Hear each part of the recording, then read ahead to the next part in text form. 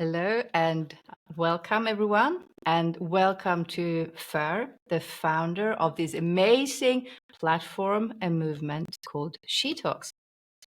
Please, Fer, introduce yourself and your platform a little bit.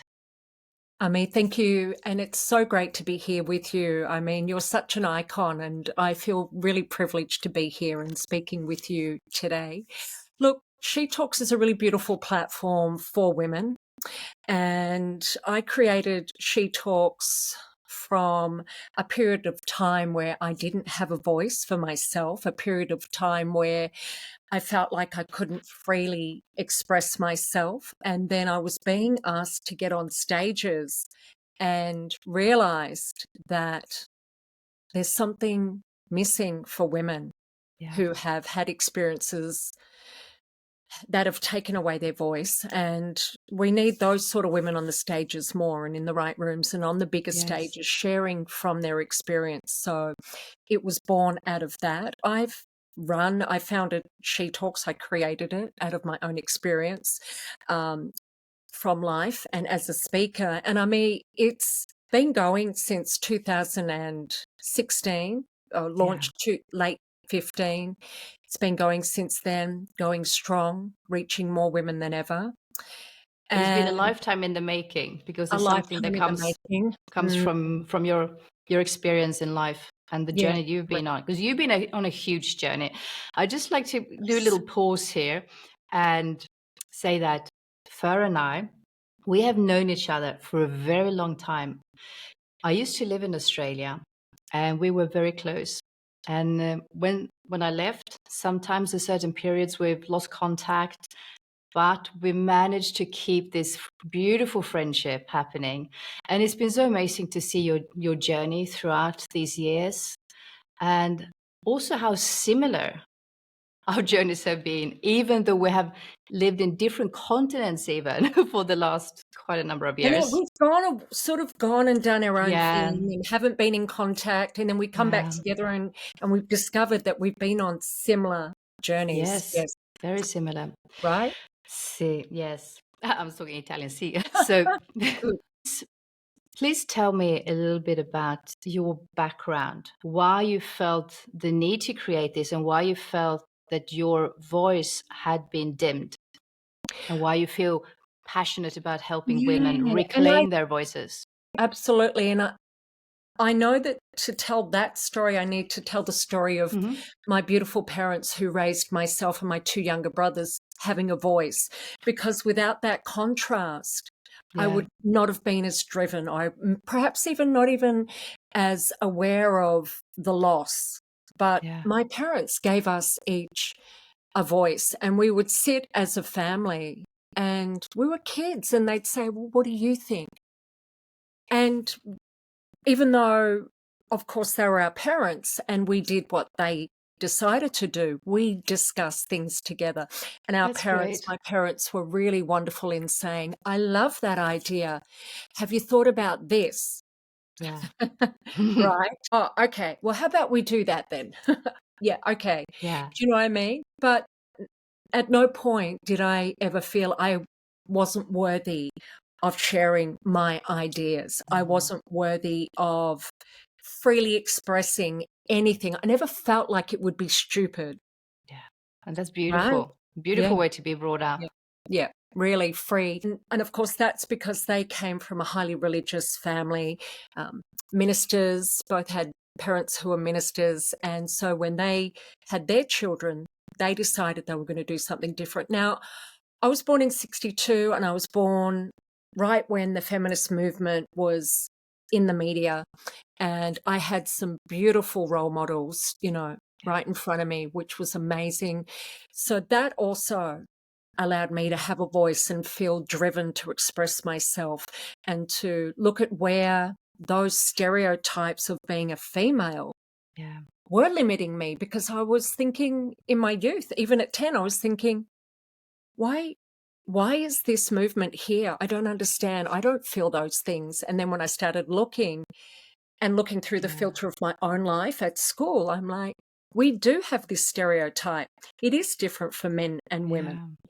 And that drove me to be even more self-expressed and to know what I like and what I don't like.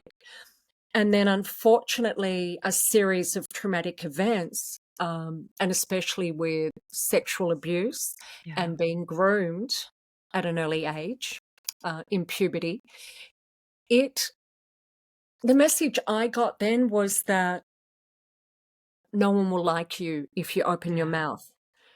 You've got scars on your body from being a tomboy. You'll never get a man. And even though I kind of laughed those things off, eventually it got in under my skin. Mm-hmm. Yeah. Yeah. Yeah. Yeah. And they go into the subconscious. It does. Things. Yeah. It does, because, at that age, we're still forming our beliefs. And especially from the ages of 7 through to about 20s, it really matters what other people think about us. Our whole world is defined by how the world views us, how people speak to us, how they relate to us. And we look back at ourselves and go, that must mean that about me. Yeah. And yes, we might question it. We might initially go, no, that doesn't apply to me. But because we're so dependent on, everyone around us, we want to be liked, we want to fit in. It really matters. So if one person who keeps telling you this one thing, you eventually start to see it popping up elsewhere, or you think you are. You think, it must be true. It's happening over here as well. And then we internalize that. And it's traumatizing. It's very traumatizing. I think a lot of people have this idea that trauma is just these really huge events, the traumatizing events, but it's all those things growing up where we could not be authentic, we could not express ourselves as we were. We were not seen and allowed to express ourselves or seen in a positive light. And these things, so they are traumatizing, and they sort of close us down, limit us. Yeah. I remember when I realized that I had post-traumatic stress, and I remember thinking, well, how did I get that? Because I feel like I'm a pretty strong person. Like, I don't know why I'm having these issues. And then I realized that it's not just the big impact stuff. It's all of that, what you were just talking about. And it's when it starts to compound and we reach a point, we just emotionally, mentally reach a point where we just cannot take any more. And then it becomes post-traumatic stress because our nervous system becomes shattered. Psychologically, we start to wonder if we can cope and deal with this. We start to shut down. Yeah. And it's a really disempowering, lonely, heartbreaking place to be in. And then we're putting on this facade to get along in the world. And also, sometimes we pretend to be happy because we want to be happy. But you're so separated from who you really are.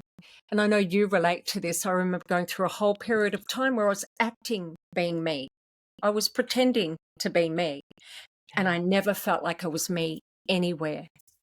Not even when I was alone. Yes, so you're completely right about that. It is a coping mechanism.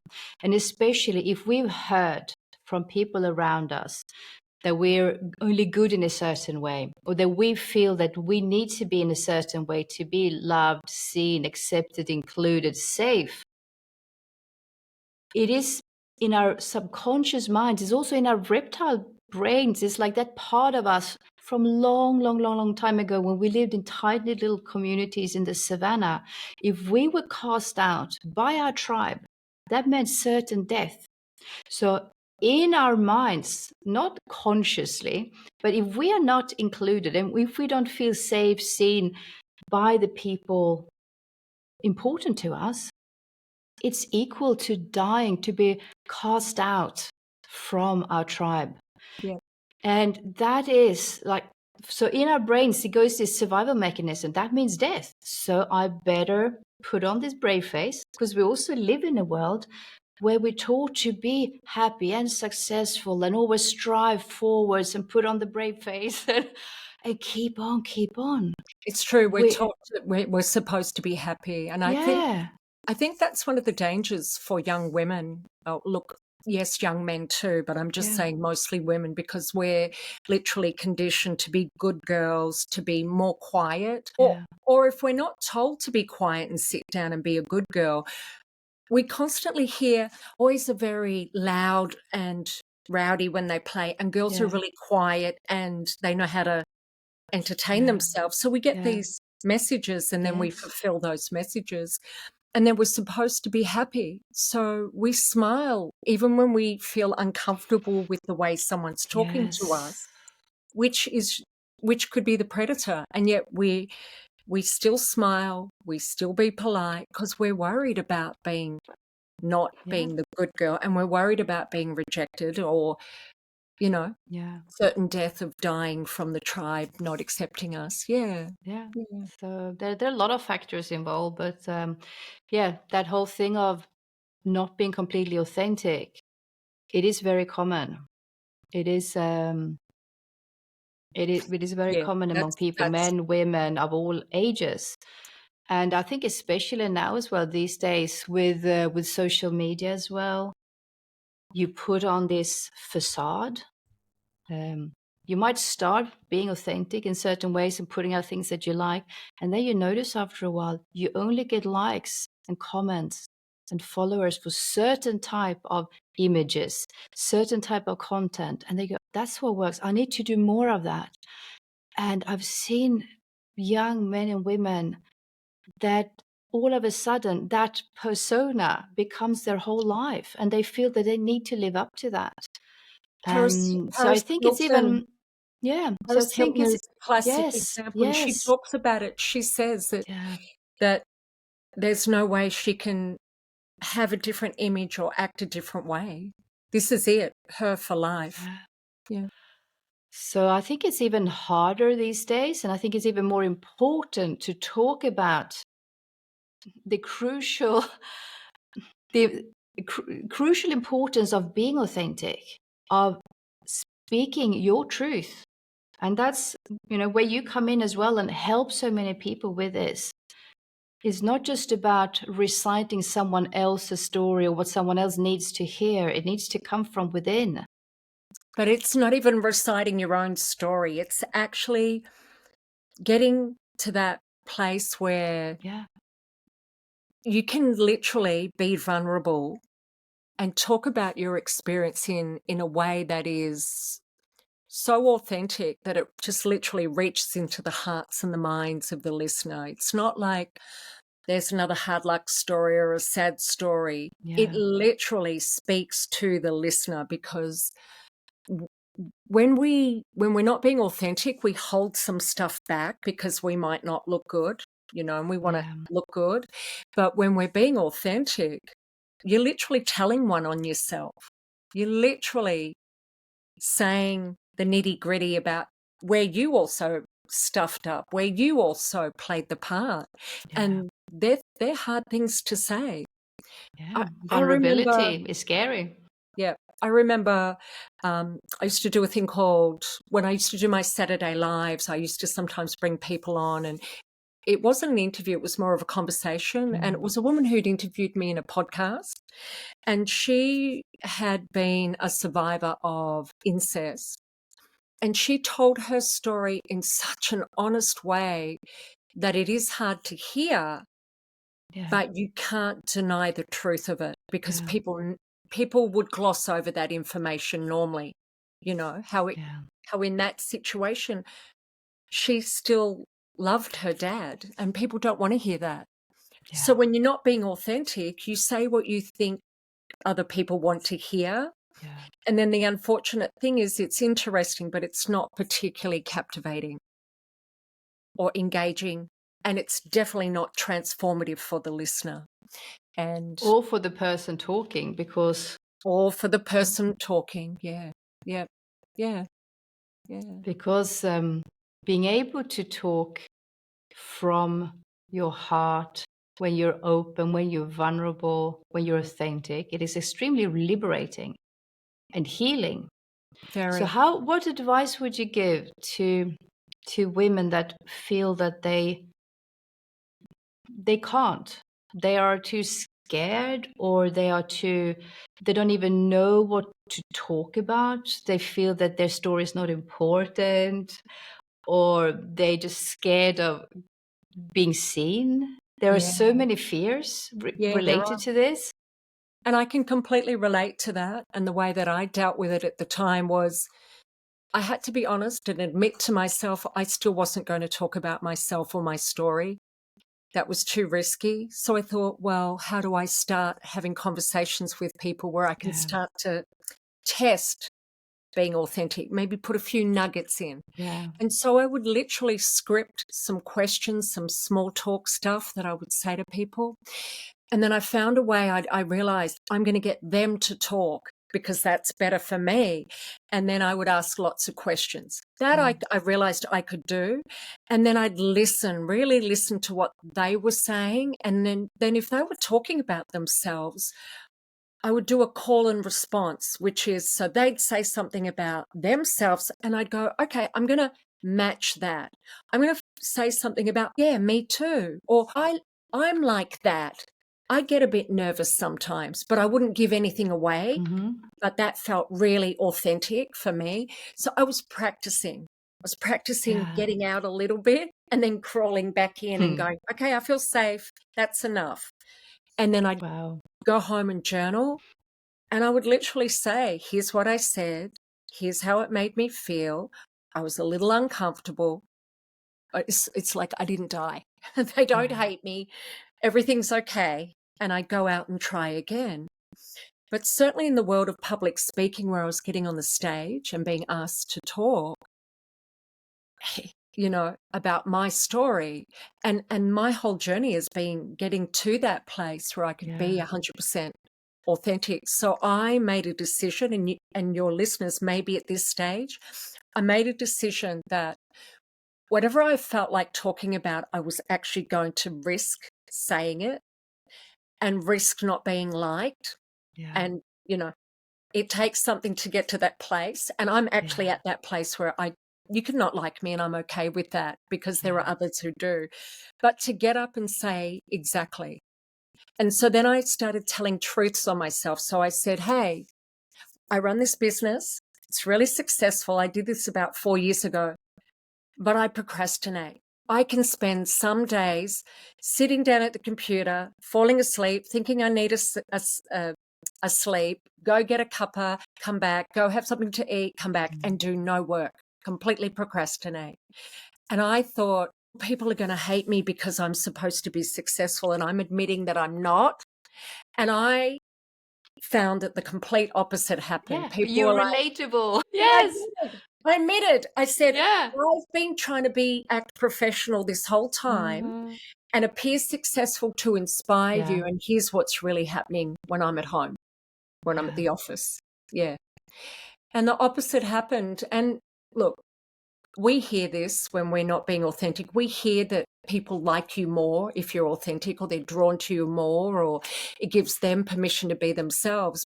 But it doesn't make it any easier to be authentic. And it's not for everyone, because some people will actually distance themselves.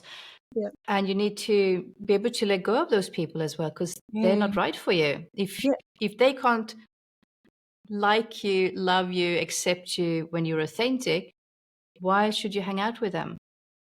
Even though it hurts, but that's the best part. My niece, who's now 27, who I've been coaching for quite a while now, and she admitted to me, I'm not myself when I'm with people. And I could see the people she had around her were really different to her. Yeah. And it took her some practice to be herself and risk not being liked, which happened. They didn't want to be her friend anymore. She was heartbroken. And then I said, well, this is a great opportunity for you to completely sit down, work out who you are, journal. What do I like? Walk around your home. What do I like? What do I not like? Go out. Well, how do I like to dress? What's my flavor in my clothing? Yes. What movies do I like? What books do I like? Everything, right? What flower? Everything. She did that. And then she said, okay, now I'm going to start meeting people. And now she has people, Bohemian. She's Bohemian and she's got all these lovely Bohemian friends around her and they're a match, right? Yeah. Yeah. Great. A question, because sometimes, especially for people that have experienced abuse, narcissistic abuse, some might even be in a relationship or some have left. And if you have a partner, an ex-partner, there's a bit of a more of the malignant side that is vindictive, it can be very dangerous sharing your story.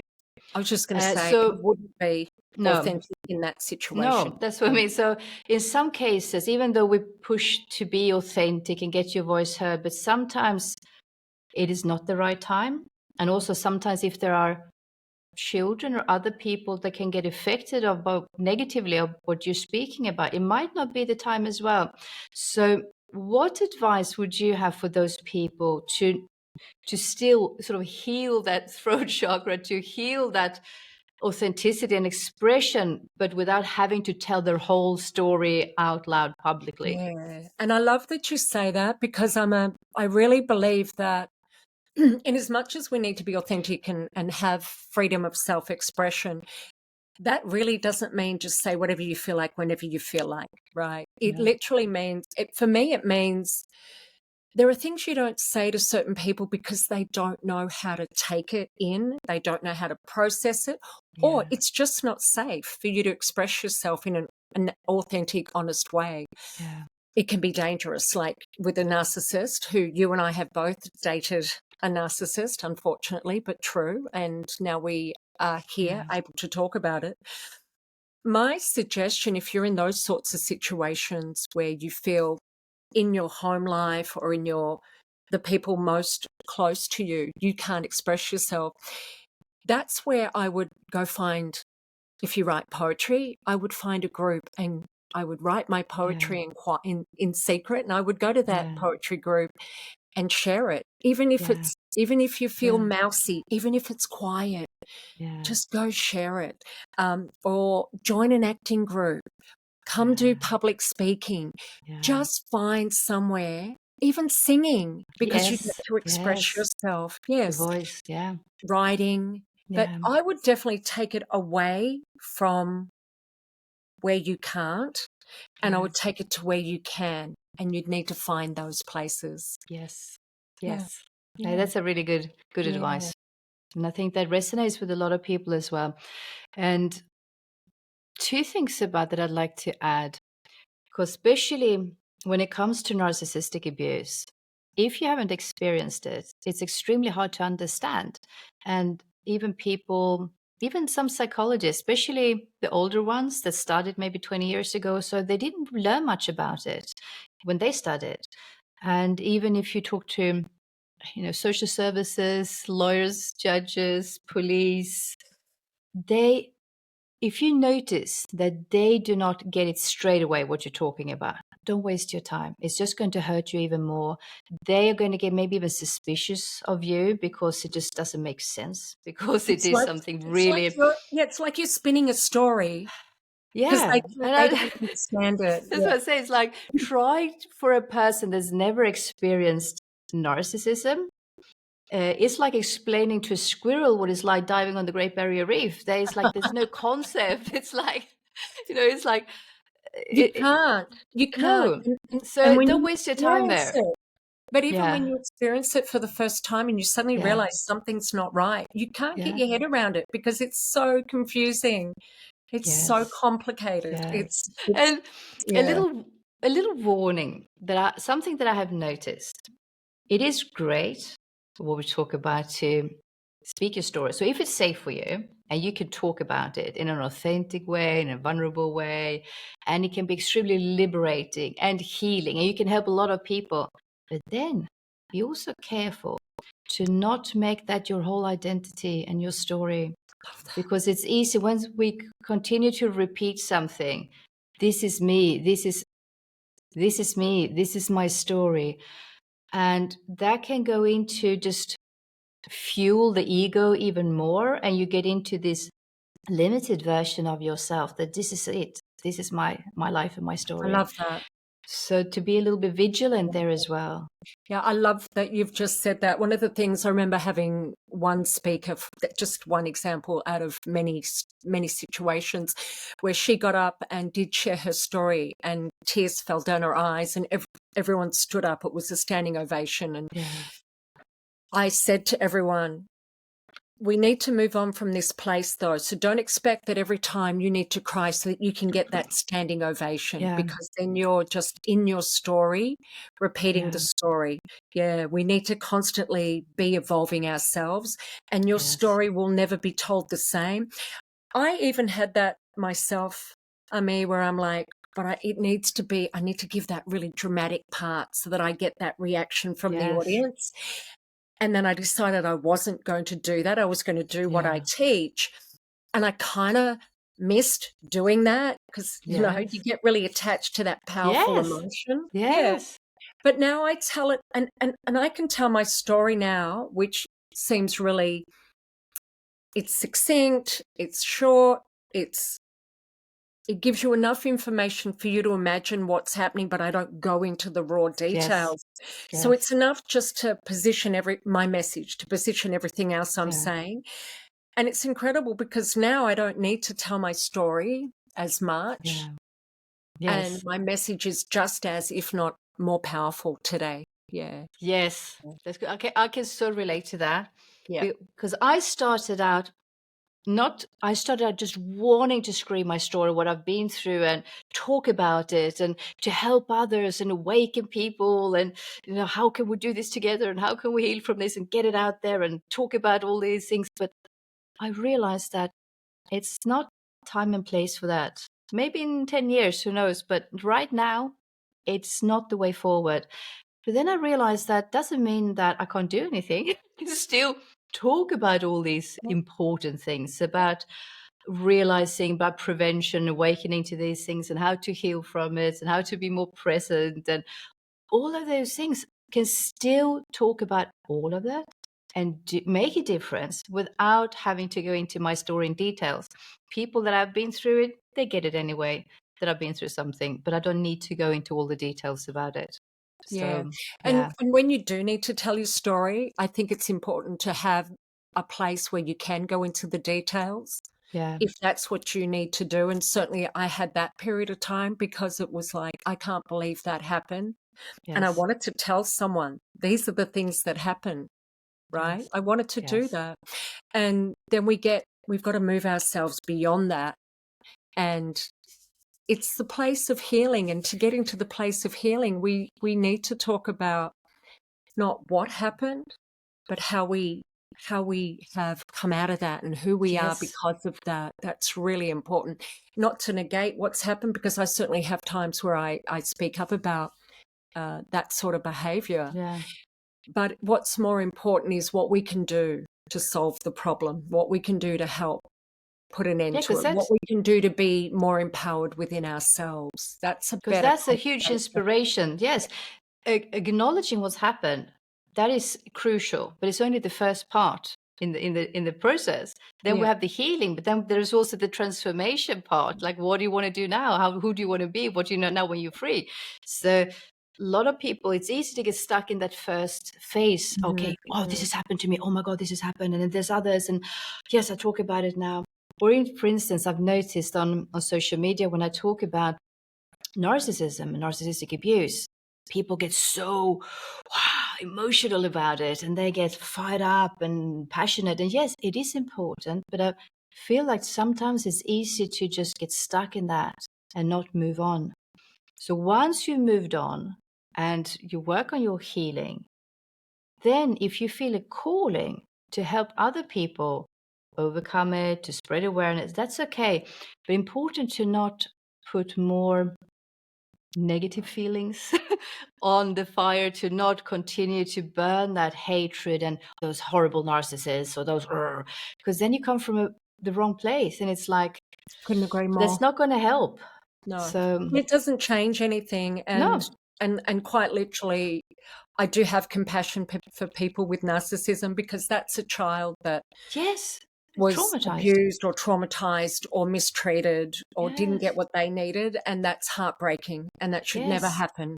And yes, they can be responsible for their behavior. I know of narcissists who know they're narcissists and go out of their way to let people know and to curb their behavior. But also, they're not, a lot of narcissists aren't even aware that they're like that. So, but we must keep ourselves safe, yes. But to beat up on the narcissist, that's just like you said, it's adding more anger and hate to the fire. It's just not going to solve the problem. But also to see that it's a product of a dysfunctional society and a traumatic upbringing. Yeah. And to have compassion for that, I don't mean that we have to excuse their behaviors or accept them in any way at all, but to also have feel a certain responsibility as well, that we do not provide the grow ground for more narcissists, that we help create a better environment for kindness, for empathy, and to not support those places where it sort of starts to grow and and move, because as it is now in the world today, it's often encouraged, even the narcissistic tendencies. Yeah, we have to be really mindful, because adding more dysfunction to the dysfunction, it's never going to change anything. And it's just, what happens if you're angry and you get angry at someone, they get angrier, and it just escalates. And I mean, narcissists have they have a way about them, and not look, you probably know better than me, but I know that they're probably not going to change for the most part. No. However, poking the bear makes the bear angrier. So yes. And I think with public speaking, with people having a voice, when I say public speaking and getting onto the stage, I mean that can be any stage, like podcasting or writing a book or your community group or a church group or wherever. Like you could be part of a school and you're running like community events, mothers group events. When you get up to speak, we really need to think about that long-term legacy that we're leaving for the planet, for the children, for those who come after us. It's really, really important. And if you think that way, I think we're less inclined to stay in our stuff and get stuck with pointing the finger, or it's easy to just go, well, they did do something wrong. They are a bad person. They are never going to change. But the long-term view, we would be looking at this very differently. And if we looked at what is the long-term view of being in a world with narcissists and rapists and pedophiles and murderers, what have you, the extended view in my mind is that we are in a kinder universe. We do have more people than ever who are speaking up for transformation, for a better world. And also we've got more people speaking about health and wellness. So we're going to have healthier babies born. We're going to have more well-adjusted people in the world. And eventually, if we stay on that path, if we keep evolving and transforming and contributing to the wellness, mental, emotional, spiritual wellness of the planet, then what we have is less and less of people who are dysfunctional. And that's really what we could be aiming for. And it's certainly what I'm aiming for. Yeah, that's beautiful. What's the most common transformation that you see in the women that come working with you? Like the transformation when they first join and start, and then when you see them, they're up on stage doing public speaking. Yeah, the very first thing is, and I love this the most, when they realize that actually they can just be authentic and accepted, and more than accepted, people literally really enjoy their conversation, they enjoy their message, and being authentic frees them from having to act confident or act professional or act in any way Yeah, that's the first.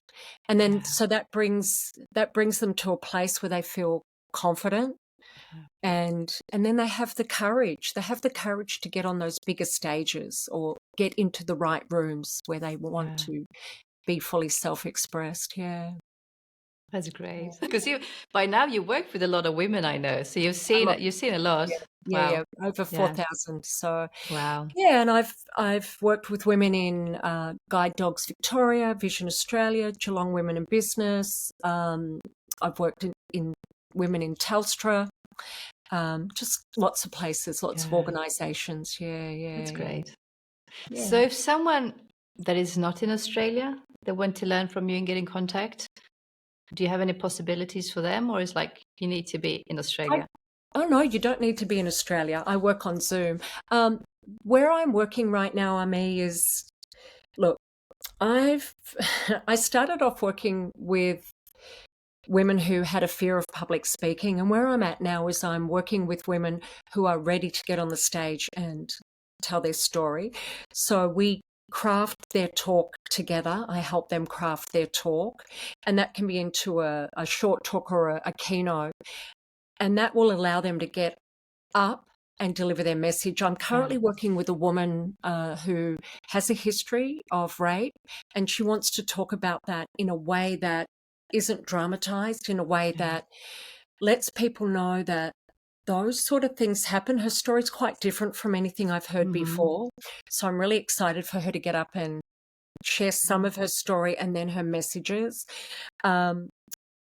It's important if you're wanting to tell your story, but not to the world.